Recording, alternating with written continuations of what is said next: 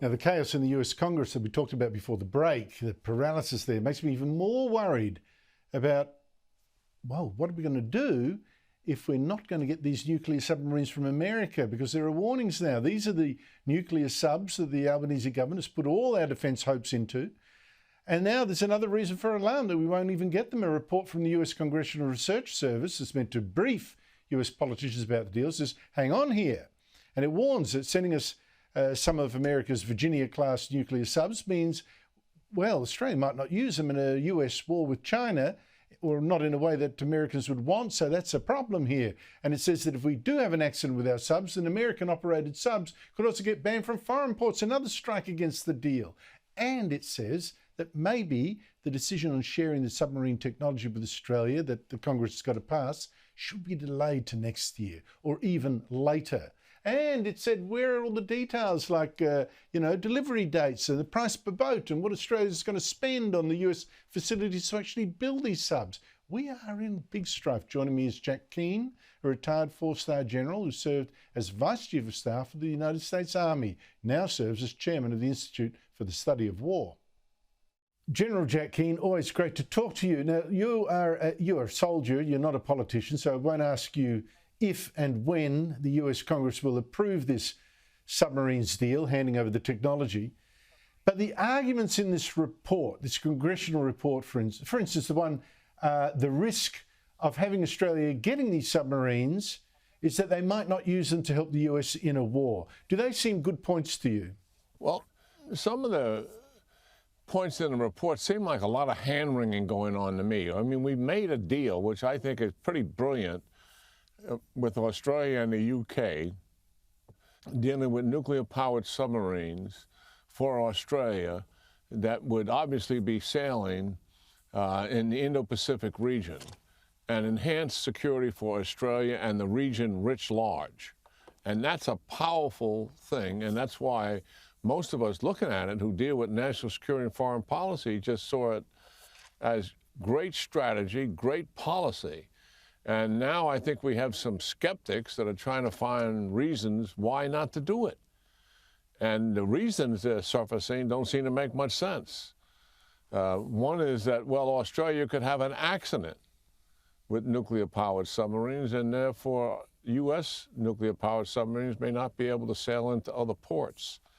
Well, I mean, really? I think if Australian sailors are trained properly, they'll know how to operate these submarines and not have accidents. And in terms of Australia's use of the submarine, they're being provided to assist Australia with their security and writ large the general security in the Indo-Pacific region. And the United States doesn't have a policy about going to war with China or not. We have a quite ambiguous policy.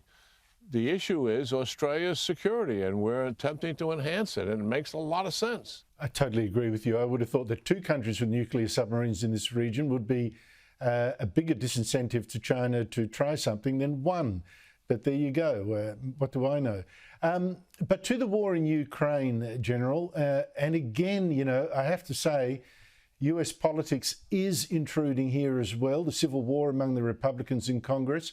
That has meant that $6 billion in aid for Ukraine that President Biden wanted to send over there has been carved out of a spending bill passed in Congress on Saturday, an emergency bill to keep government going. So that $6 billion still has not been approved by Congress. President Biden is now ringing allies around the world to say, don't worry, we're still standing by Ukraine, the money will still come. But how worried should we or the rest of the world be that support for Ukraine is running out, at least in the US? And what difference would that make on the battlefield? Well, a couple of factors. First of all, the United States still has $5.2 billion that it hasn't spent on Ukraine yet. So that money will last for another 2 to 3 months.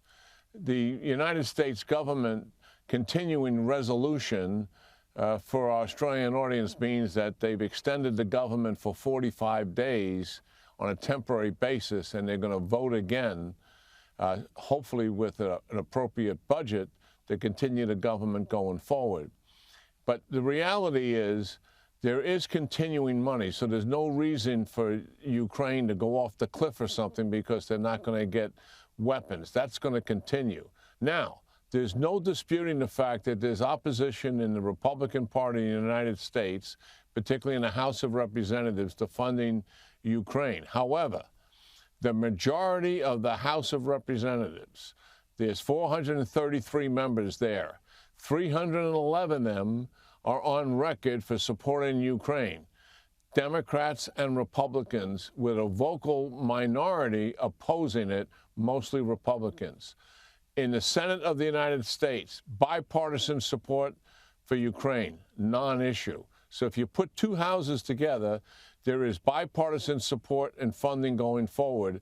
And I think that's why President Biden has some confidence that down the road, the funding will continue. Now, I'm not hiding the fact that there is opposition in the United States for continued funding.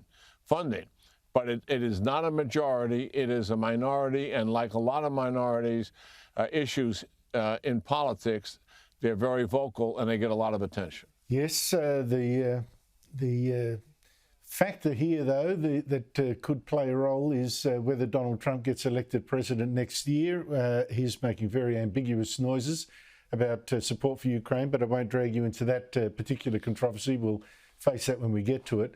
American officials are now saying, well, look, Russian President Vladimir Putin is watching all this very carefully, probably with glee, and he wants to try to end US support from Ukraine by using his spy agencies and new technologies to push propaganda and conspiracy theories, and I've been seeing some of this pop up on the internet.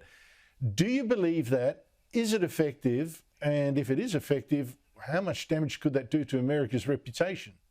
Well, Russia, led by Vladimir Putin, has been involved in American politics and American opinion ever since he took charge over 20 years ago. And he played an instrumental role in 2016 election and the 2020 election as well, where he got very much involved with information campaigns. He is conducting, according to my sources, a massive information campaign in the United States as we speak to influence politicians, the media, the American people writ large to not fund the war in Ukraine. He knows full well that Ukrainian success is tied to the United States-led coalition in providing support for Ukraine. They wouldn't be where they are today without that support. And if he can get the United States to take a knee and the Europeans as well, then Putin will have what he wants. It'll be a protracted war where he believes over time, because he has more people and therefore he will also have more equipment, if the equipment begins to dry up, that he will win in the long run. That would be an absolute strategic defeat for the United States and the Europeans and those who are supporting Ukraine. And we've got to stand up to it. We've got to recognize it for what it is and continue to support the Ukrainians. General Keane, always great to talk to you. Thank you so much. Sobering though your analysis is. Thank you. Yeah, great talking to you, Andrew, as always.